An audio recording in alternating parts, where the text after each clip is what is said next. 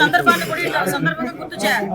నిజంగా ఒక ప్రాణాన్ని కాపాడిపోయిన సందర్భంలో జరిగిన సంఘటన అక్కడ తొక్కిసలాట జరిగింది. దురదృష్టవశాత్తు సుమారుగా 5గురు ఒక చోట, 6గురు ఒక చోట ఒకరు ఒక చోట, 5గురు ఒక చోట, ఒకరు ఒక చోట చనిపోవడం జరిగింది. ఓవరాల్ గా 6గురు చనిపోవడం జరిగింది.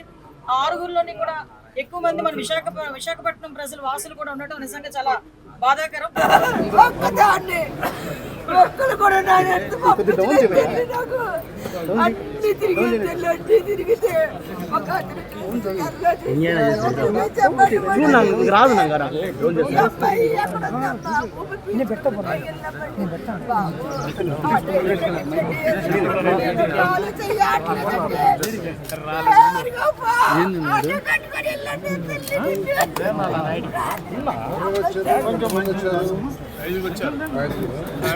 వచ్చారు.